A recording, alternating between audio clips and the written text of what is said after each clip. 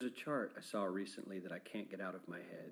A Harvard business professor and economist asked more than 5,000 Americans how they thought wealth was distributed in the United States. This is what they said they thought it was. Dividing the country into 5 rough groups of the top, bottom, and middle 3 20% groups, they asked people how they thought the wealth in this country was divided. Then he asked them what they thought was the ideal distribution, and 92%, that's at least 9 out of 10 of them, said it should be more like this. In other words, more equitable than they think it is. Now that fact is telling, admittedly, the notion that most Americans know that the system is already skewed unfairly. But what's most interesting to me is the reality compared to our perception. The ideal is as far removed from our perception of reality as the actual distribution is from what we think exists in this country. So ignore the ideal for a moment. Here's what we think it is again. And here is the actual distribution. Shockingly skewed. Not only do the bottom 20% and the next 20%, the bottom 40% of Americans barely have any of the wealth. I mean, it's hard to even see them on the chart. But the top 1% has more of the country's wealth than 9 out of 10 Americans believe the entire top 20% should have. Mind-blowing. But let's look at it another way, because I find this chart kind of difficult to wrap my head around. Instead, let's reduce the 311 million Americans to just a representative 100 people. Make it simple. Here they are: teachers, coaches, firefighters, construction workers, engineers, doctors, lawyers, some investment bankers, a CEO, maybe a celebrity or two. Now let's line them up according to their wealth. Poorest people on the left, wealthiest on the right, just a steady row of folks based on their net worth. We'll color code them like we did before based on which 20% quintile they fall into. Now let's reduce the total wealth of the United States, which was roughly $54 trillion in 2009, to this symbolic pile of cash. And let's distribute it among our 100 Americans. Well, here's socialism, all the wealth of the country distributed equally. We all know that won't work. We need to encourage people to work and work hard to achieve that good old American dream and keep our country moving forward. So, here's that ideal we asked everyone about. Something like this curve. This isn't too bad. We've got some incentive, as the wealthiest folks are now about 10 to 20 times better off than the poorest Americans. But hey, even the poor folks aren't actually poor, since the poverty line has stayed almost entirely off the chart. We have a super healthy middle class with a smooth transition into wealth.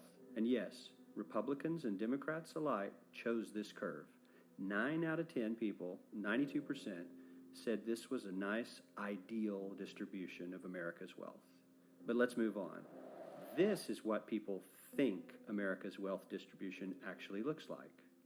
Not as equitable, clearly, but for me, even this still looks pretty great.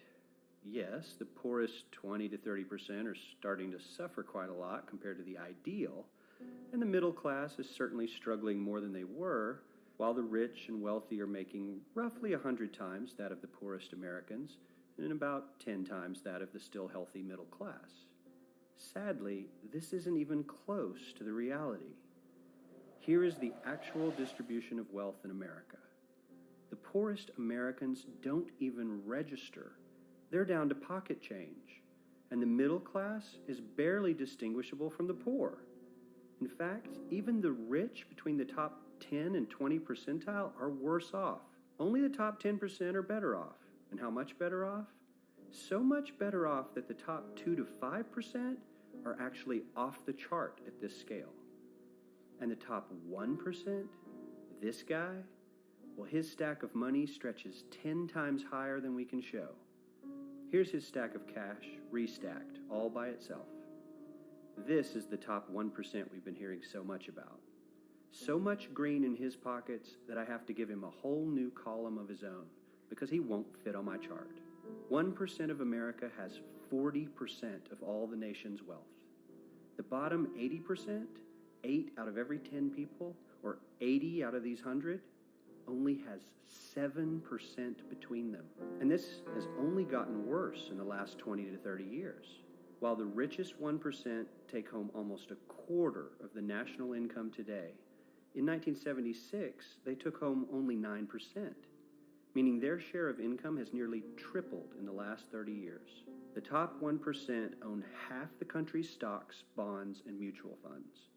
The bottom 50% of Americans own only 0.5% of these investments, which means they aren't investing.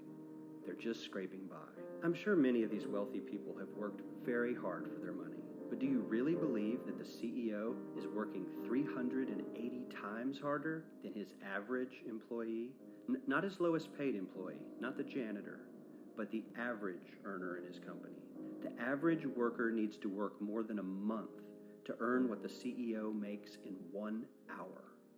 We certainly don't have to go all the way to socialism to find something that is fair for hardworking Americans. We don't even have to achieve what most of us consider might be ideal. All we need to do is wake up and realize that the reality in this country is not at all what we think it is.